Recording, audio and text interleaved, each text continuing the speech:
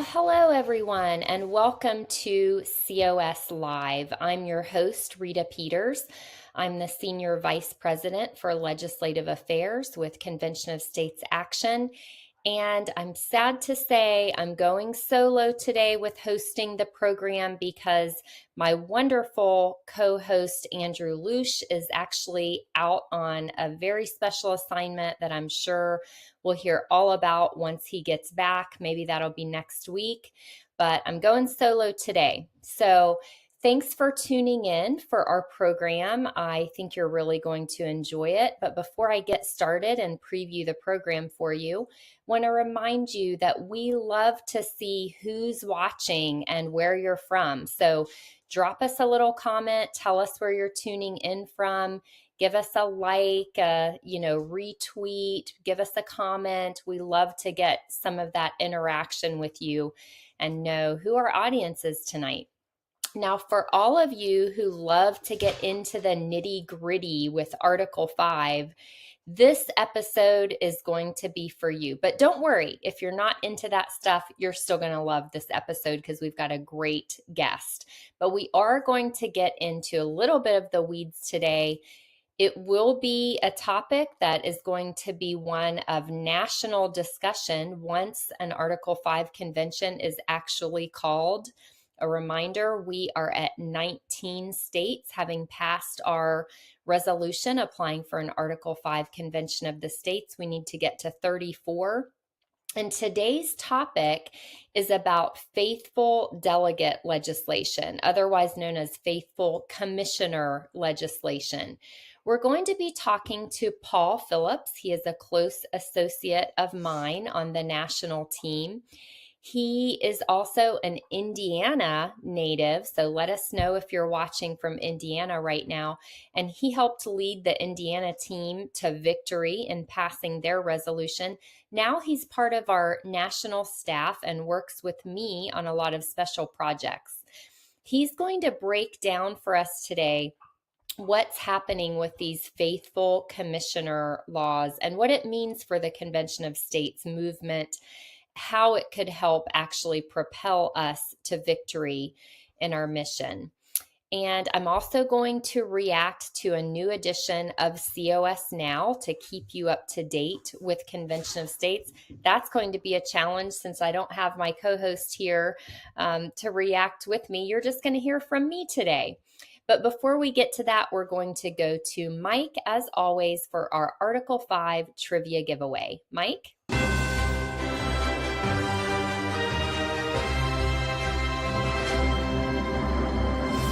Thank you, Rita.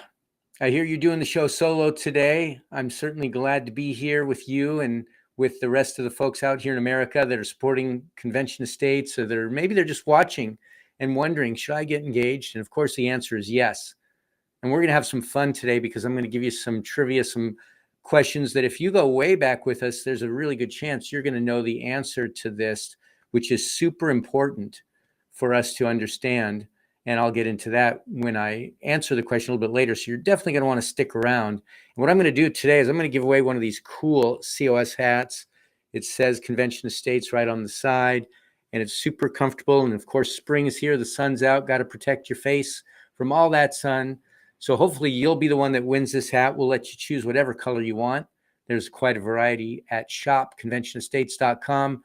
If you don't want to wait to see if you win, or if you want to get one if you don't win, just go to shopconventionofstates.com and you can get a hat, you can get a shirt, you can get pretty much anything you want at our incredible online store. And remember that all of the proceeds from that store support exactly what we're doing, which is building the largest grassroots army in America, self-governing grassroots army in America, not to mention getting to 34. Which is the number of states that we need to have a convention to be able to rein in the federal government.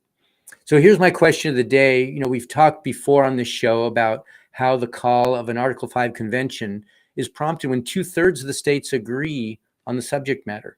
Article 5 tells us that Congress is then legally obligated to call the convention. What does it mean to call? To answer that question, we can look at the most important interstate convention in our nation's history, the Convention of 1787. If you're a longtime viewer of this program, you know that it was the Commonwealth of Virginia, not the Confederation Congress, that made the call of the 1787 convention. Here's my question for the day. What two simple but important details did Virginia include in their call of the convention? And you're going to want to stick around if you don't know that one, because it's a very important thing to know. And if you do know, get on that keyboard. Remember that by typing the answer in, not only are you displaying the incredible knowledge you have of Article 5, but we're also hoping that you are engaged in the conversation that's going on around this. Therefore, other people will be able to see this feed on their Facebook page or wherever they get their social media, so they can participate and hopefully be inspired to hear what's going on with Convention of States. Back to you, Rita, and I'll see you guys in a few minutes. Thanks, Mike. Now, before we get to our interview, let's see some history being made. Here's the latest news from the Convention of States movement around the country. It's this week's edition of COS Now. Well, what we hope you see is thousands of people flooding in from all over Texas and all over the country for the How Many More rally. Convention of States Action President Mark Meckler was on Tucker Carlson's final show on Fox News last week. More on that in a moment. Tucker, you'll remember, is a supporter of the Convention of States movement and has long been seen as a threat to the D.C. establishment narrative. Meanwhile, on April 20th, the Oklahoma team achieved another victory for COS. Even though theirs was the seventh state to join the movement, the team supported a resolution that defines rules for selecting commissioners to the convention. That legislation has achieved final passage through the Oklahoma State Legislature. Meanwhile, Convention of States co-founder and senior advisor Michael Ferris headlined a big rally in North Carolina outside their legislative buildings. Now, remember the $1.7 trillion bill that passed last December? So much bad spending. Probably 100 different pieces of legislation. If we have a proposed amendment that's germane under our resolution to require a single subject rule in the United States Congress, that bill would go away. That had to be broken up into 100 bills. They wouldn't have floor time for all that nonsense. And half of them wouldn't pass if they were straight up. We can stop a lot of bad stuff by a single subject. The COS, Colorado, and Ohio teams also held events at their state capitals last week. This week, there will be COS rallies in Pennsylvania on April 25th, in Nevada on the 26th, and in Arizona on the 27th. So what was Mark Meckler talking to Tucker Carlson about? A strategy to put pressure on the Texas state legislature and Governor Abbott to take specific measures and stop the border crisis that is causing hundreds of thousands of deaths. Hundreds of thousands of Americans have died. Nobody in Washington cares. Mark Meckler cares. On April 29th, he's organizing a How Many More rally at the state capitol in Austin, Texas. The goal is to end the crisis at the border and push back against the Mexican drug cartels. Hundreds of thousands of people dead from fentanyl. Right now, it's 70,000 a year, one every 7 minutes. 30% of women at least being raped as they come up and into this country. Young children being sold into sexual slavery. So what we're going to do is we're going to tell the truth about what's going on. We're going to tell that truth to the American people broadly. Mark Meckler, Godspeed, April 29th, Austin, Texas, the rally. Thanks. That event is being sponsored by Convention of States, with speakers like Ted Nugent, Congressman Chip Roy, Lara Logan, CJ Pearson, and many more. You can RSVP at www.howmanymore.com. And now you're up to date with Convention of States. Wow, it is always so exciting to hear about all of the grassroots activity going on around the country for Convention of States. You know, you heard about rallies in North Carolina, Colorado, Ohio, Pennsylvania, Nevada, Arizona. Our grassroots are on fire, they're active, and it's so exciting to hear about that. And it's great to see Mike Ferris out in North Carolina. North Carolina is a very hot state right now. Just as a reminder, we've already passed there in the House and just waiting for the Senate to act on our resolution. North Carolina could become state number 20 to apply for a Convention of States. Other thing I want to mention is, you know, you saw Mark Meckler on Tucker Carlson talking about the How Many More rally. You know, we all hate to see Tucker Carlson leave Fox, but I do want to mention again that How Many More rally that Mark was talking about on that very last interview. So important, y'all. There is an absolute crisis on the border in Texas. And, if you want to love your neighbor and care about stopping the, drug trafficking, sex trafficking, rape, and just all of the horrors happening right now on the border in Texas, if you can in any way be there, make plans to be at that rally on April 29th. So important. And I hope they get a great turnout. So with that, and thanks for that that little montage, Producer G. You always do such a great job bringing us that news of what's happening with Convention of States across the country. But now we are going to go ahead and transition to our interview. I'd like to welcome onto today's program a couple of very special guests. We have Brett Sturley, who is the state director for Convention of States Missouri, state number 12, to pass our resolution. Welcome to the program, Brett. Thank you, Rita. Glad to be here. And I would also like to welcome someone who is a superstar in the legislative department on the national team. It's Legislative Associate Paul Phillips. He helps me out a lot, and he is a longtime volunteer with our Indiana team. So, Paul, let's start with the basics. We are seeing some states that have already passed the COS resolution start to act on these faithful commissioner bills. It's kind of the next logical step in the process as they prepare to actually get to the convention that they've applied for. But just give us the basics. What is a faithful delegate or faithful commissioner bill, and why are some state legislatures interested in adopting this? Well, let me start with why some state legislatures are interested in adopting these, because I'm very excited about that. It's an indication that they're taking this seriously, and they believe that it's a question of when, not if, we will have a convention of states.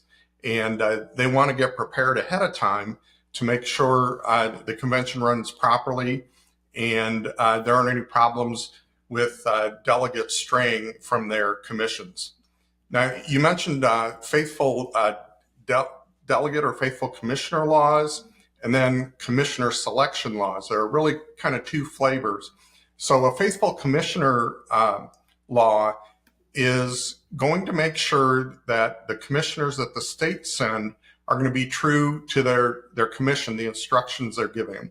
And those will typically set up a legal cause of action for a commissioner who strays from their commission. In my state, Indiana, for example, that is a level 6 felony, so some jail time and a fine if a delegate strays from the course. The other part of that are commissioner selection legislation, and these are some guidelines that are going to tell the future legislature, give them a process for selecting and instructing the commissioners. And it's very good, I believe, that they're exercising some foresight and thinking ahead on how this is going to work. And these commissioner selection resolutions have the added benefit, and I'm not going to go into details, but that they're not binding on the future legislature, which means that we're putting some forethought into it. But when we get to the last minute, if there are some changes or tweaks that need to be made, it's not going to be a violation of anything. So again, in my state, Indiana, the law says that we're going to send 2 commissioners and 2 alternates. If we get to convention and the legislature at that time says, well, that may not be enough, we're going to send 5, that's okay. They're not violating any law by doing that. Great. Now, Paul, do you happen to know how many or about how many states have already passed this kind of legislation and have it as law on their books right now? Sure. There are in the neighborhood of 10 or 11 that have already passed this type of legislation. Mm-hmm. And there are around 5 or 6 that are actively working on getting this same kind of legislation passed. Yeah, and you mentioned your home state, Indiana, has one of the toughest, if not the toughest one out there as far as the penalty for a commissioner who violates his or her oath. So that's pretty strong medicine, and I like to be able to point to that. Now, Brett, I want to talk to you about this too. At Convention of States Action, if you know, volunteer for us or if you've studied the issue, we all know that the founding fathers made the Article 5 convention a super safe process. It's the highest bar in the American system of governance, with 2/3 of the states required to agree on the agenda beforehand in order to get to convention, and then a full 3/4 of the states in order to successfully ratify an amendment as part of the US Constitution. So that's a huge bar that we already have to cross. Additionally, we know that there have been at least 42 interstate conventions in American history. There's never been a runaway convention. In other words, there's never been an interstate convention in history where a group of commissioners decided to violate the call or violate their instructions and just go do whatever they wanted. We know that the commissioners are selected and instructed by the state legislatures, and then they go to the convention as agents of those state legislatures. So, in light of all of that protection that's already just built into the process, Brett, why is it that we're taking such an interest in this type of legislation?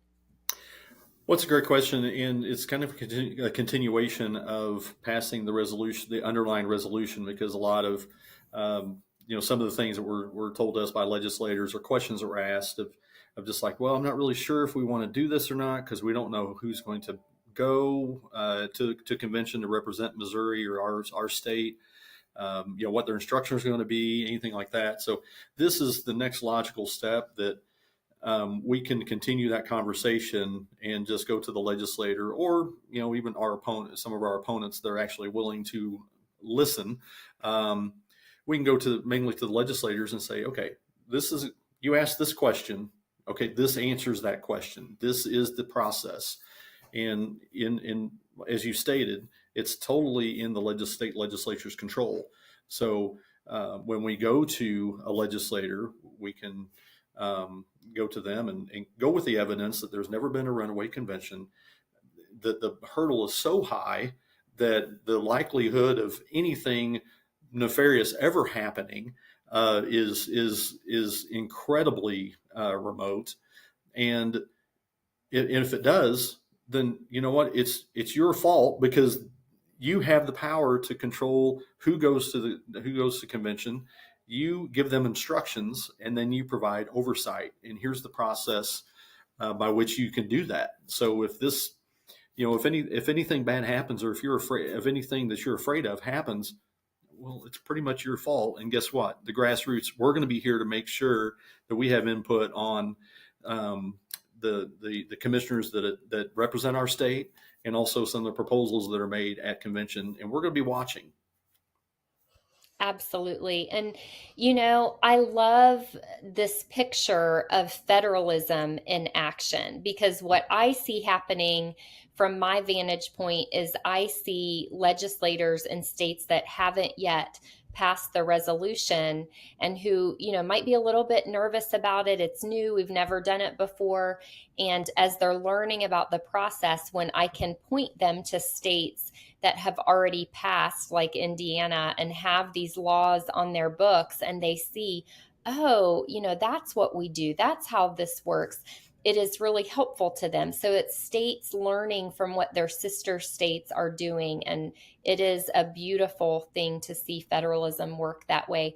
Now, I want to rewind to something exciting that happened just last week, Paul. As you know, the Oklahoma legislature passed a faithful commissioner bill, and that was a huge victory for our Oklahoma team, which was state number 7 to pass the COS resolution.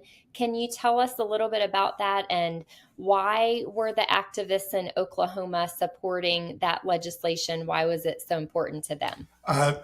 Well, it's so important because it preserves a process and adds some predictability to how the commissioners are going to get selected, what their qualifications are, and there's often a concern raised that we don't know how an Article 5 convention works, because after all, Article 5 is very brief. It doesn't tell the state legislators how to select a commissioner, and laying out this legislation takes away that doubt and lays out some great guidelines for the future legislature that's going to select the commissioners. And, you know, as I said, they're not binding, but it is the practice of legislators to pretty much follow the guidelines or the work that the current legislatures have done on this issue. Great. Now, Brett, I want to know if you know about other states that are currently working on faithful commissioner legislation right now. And I'm asking you because I hear that your state of Missouri might be hot in this area right now. Yeah, we are. Missouri is working on this, and this is the third year that we've introduced our commissioner selection bill. We passed the full Senate the last 2 sessions. We have 2 committees we have to pass in the House. We passed both of those committees each of the last 2 years, but never made it to the floor for various reasons.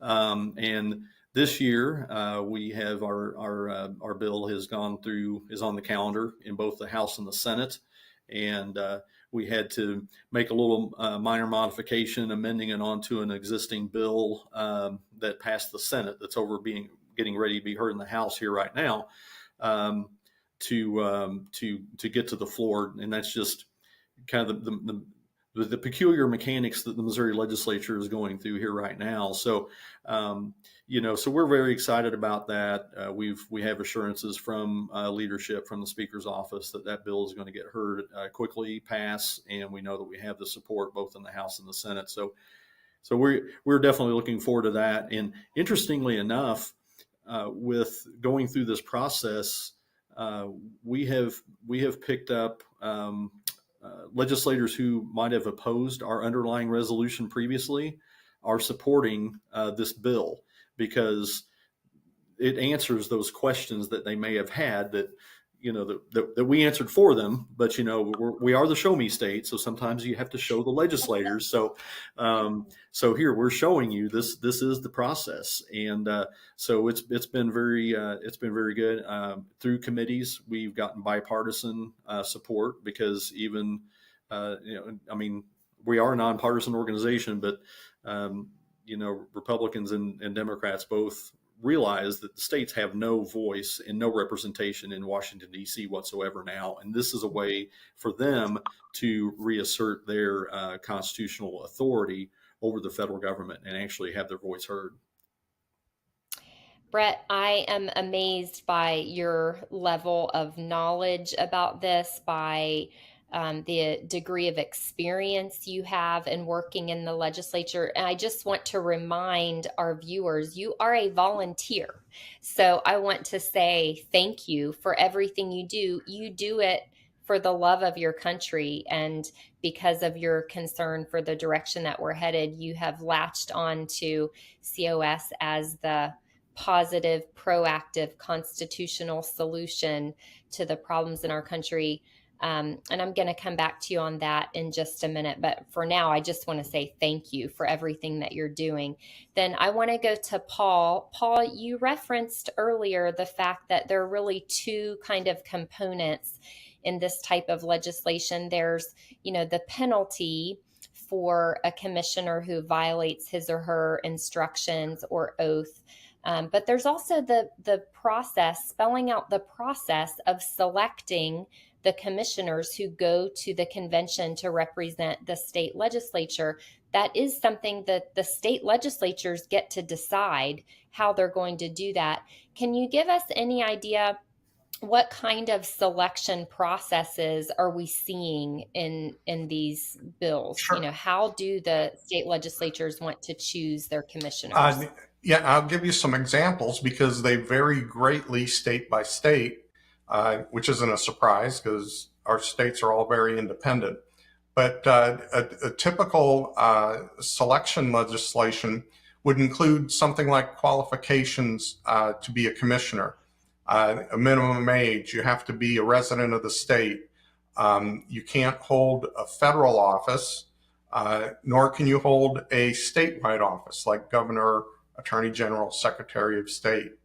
And a lot of these will outline who does the selecting. Oftentimes, a certain number are selected by the Senate, a certain number by the House, sometimes a couple of them by the governor. Some states require that a handful, maybe one or two of the commissioners be non-legislators, just ordinary citizens. So there's a wide range of qualifications, who does the selection. And many states also set up some type of advisory board to help the commissioners with understanding what is allowed and what isn't, and also to help the legislature with monitoring the commissioner's activities or giving a point to report a commissioner who may be out of bounds. Fascinating. And Paul, let me ask you too, before we go back to Brett, as we get closer to convention, do you think we're going to start seeing other states take up this kind of legislation, even if they haven't passed our Article 5 application? What do you expect to see from those states? Absolutely. We already have states taking up commissioner selection legislation, even though they have not passed our application.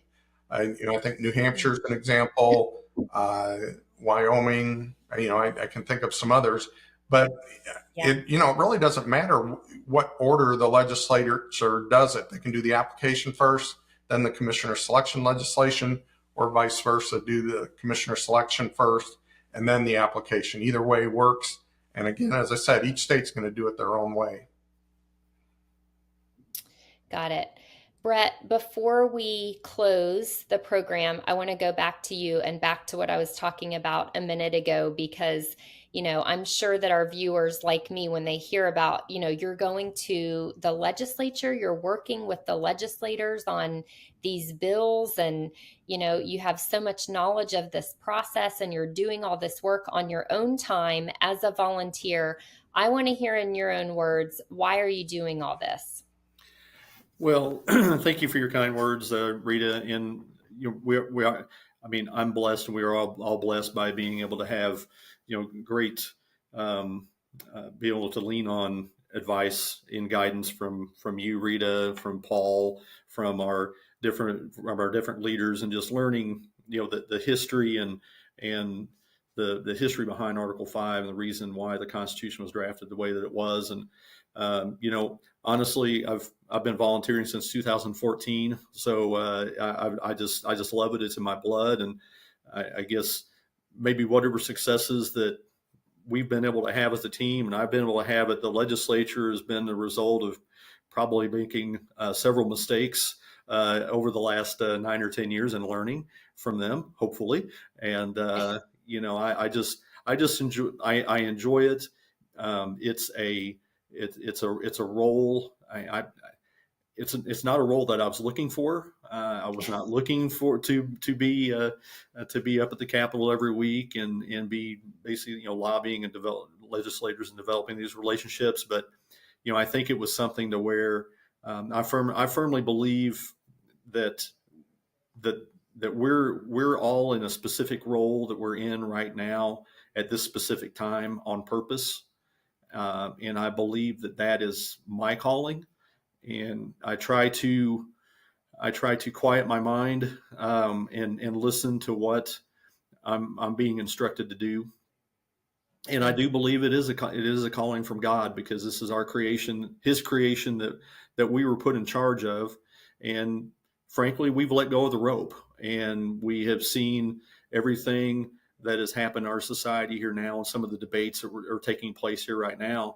And I think it's I think that I've been called to do whatever I can do in order to help preserve this great creation that God has given us, and hopefully I'm able to continue doing that. And I do enjoy it, and we have a great team here in Missouri, and a great legislative team that does outreach, and so developing those relationships are a lot of fun as well. It has to be enjoyable to keep doing it as well.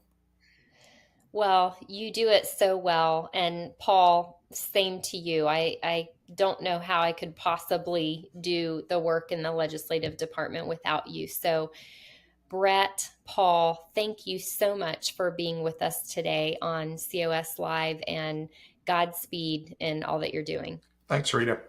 Thank you, Rita.